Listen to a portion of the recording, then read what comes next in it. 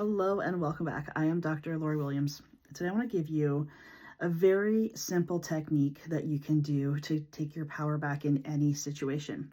Before I begin, I want to say that we are programmed essentially to see how other people are interacting with us. So we notice like faults in other people of like, oh, this person's doing this and that person's doing that.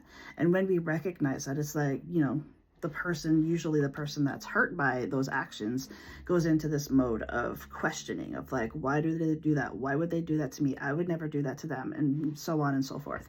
Now, this is where we get stuck. Wondering why the other person is doing what they're doing is where we get stuck. It's also where we give our power away. And the reason is that we have no power and control over anybody but ourselves.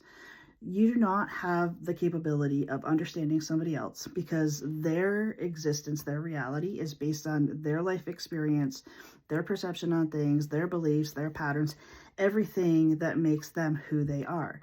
Unless you absolutely, like literally, you would have to live the exact same life, have the exact same experiences, beliefs, patterns, all that kind of stuff to even begin to understand why somebody else does what they do. They just do it either because they're broken themselves, like they have trauma of their own that they haven't looked at, or because that's who they are. That's essentially, those are the two reasons why anybody does anything.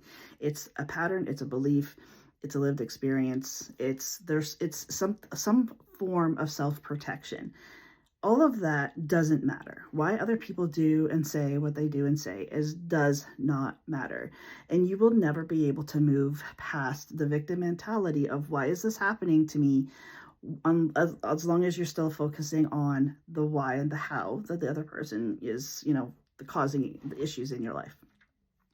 Where you take your power back, how you take your power back, and where you can completely change any situation to not give your power away is to ask the same question, but differently. So instead of saying, why is this person doing this to me? Or why is this person, just as an example, it's like, why is this person, why does this person not speak to me in a respectful way? I'm just going to use that as an example.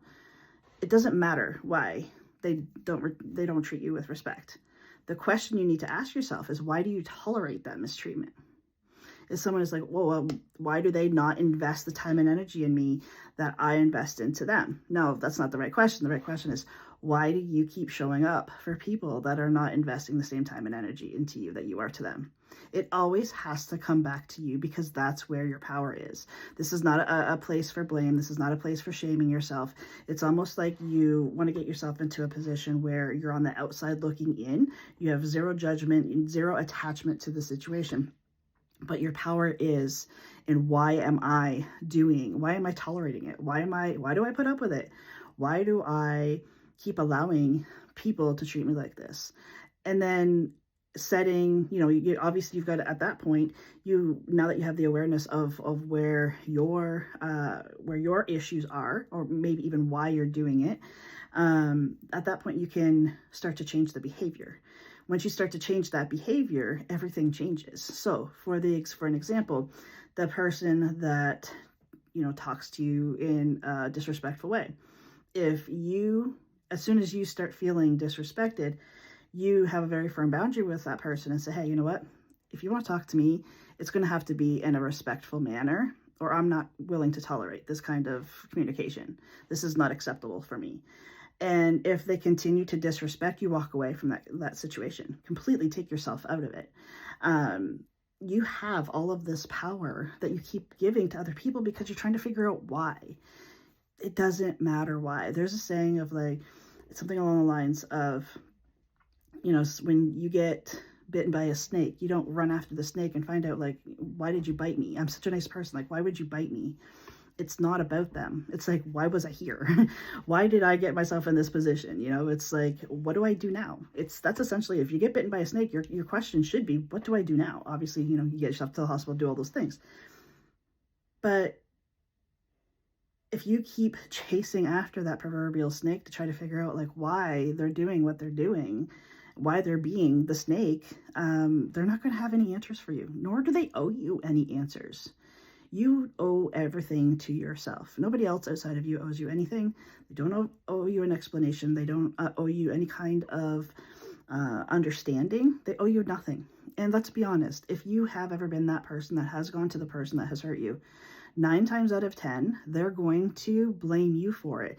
And all that does is cause more trauma, more pain, more hurt. So I definitely, people will ask me, hey, like, should I go and talk to the person that's hurt me? I'm like, absolutely not.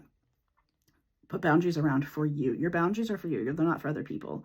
It's telling you what you're tolerating and what you're not. And if you need to have a boundary because somebody is treating you in a manner that you are not okay with, it's up to you to do something about that. It's not up to them. Let them do and be what they're going to do and be. Everybody else's life is on them. Your life is on you, and this is how you take your power back. Thanks so much for joining me. I'll see you back here next time.